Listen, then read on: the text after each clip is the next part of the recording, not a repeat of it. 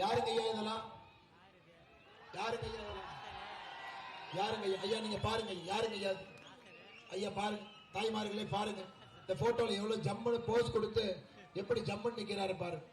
பாருங்க, இவங்க எல்லாம் பகுஜன் சமாஜ்வாதி கட்சியினுடைய மாநில தலைவர் திரு ஆம்ஸ்ட்ராங் அவர்களை கொன்ற 3 முக்கிய குற்றவாளிகள். குற்றவாளி 1, குற்றவாளி 2, குற்றவாளி 3.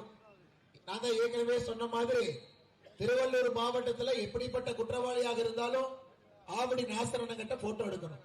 இப்ப காவல்துறை நண்பர்கள் ரிவர்ஸ் இன்டெலிஜென்ஸ், ஆவடி நாசர்ட்ட யார் போட்டோ எடுத்திருக்காங்களோ அவங்களை தேடி பிடிங்க, அவங்க குற்றம் செய்திருப்பாங்க என்கின்ற அளவுக்கு எல்லா குற்றவாளிகிட்டையும் புகைப்படம் எடுத்திருப்பது இவருடைய ஒரு சாதனை. அருமை சொந்தங்களே, சட்டமன்ற உறுப்பினராக ஒரு அமைச்சராக யாராவது ஒருத்தர் ஆவடிக்கு ஏதாச்சும் செஞ்சிருப்பார். ஆனா சட்டமன்றத்தில் ஒரு பேசுறதெல்லாம் பாருங்க, உதயநிதி ஸ்டாலினை பற்றி ஆவடி நாசர் பேசுகின்றார். முன்னாடி எல்லாம் சேப்பாக் ஸ்டேடியத்துக்கு போனா தோனி கூட்டம் வரும், இன்னைக்கு உதயநிதி ஸ்டாலினுக்கு கூட்டம் கூடுது. பாருங்க, இதெல்லாம் நம்முடைய சட்டமன்றத்தில் அவர் பேசியிருக்கக்கூடிய சில பொன் வார்த்தைகள்.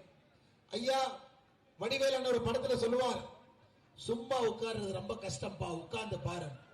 5 வருஷமாக சட்டமன்றத்திற்கு போய் ஒரு கேள்வியும் கூட கேட்காத ஒரு சட்டமன்ற உறுப்பினர் யாருன்னா ஆவடி நாசர்.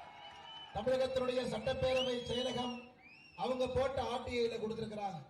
இனம் 5 பொறுத்தவரை 16வது சட்டமன்ற பேரவையில் ஆவடி தொகுதி சட்டமன்ற உறுப்பினர் திரு நாசர் அவர்கள் எந்த கேள்வியும் எழுப்பவில்லை என்கின்ற ஆர்டிஐ கூட பதில் கொடுத்திருக்கிறார். அப்ப கேள்வியும் கேட்கல. சட்டமன்றத்திற்கு போனதற்கெல்லாம் ஒரே ஒரு விஷயம் என்னன்னா, உதயநிதி ஸ்டாலினை புகழ்ந்து பேசுவதற்காக மட்டும்தான் சட்டமன்றத்திற்கு போயிருக்கக்கூடிய ஒரு நபர் ஆவடி நாசர்.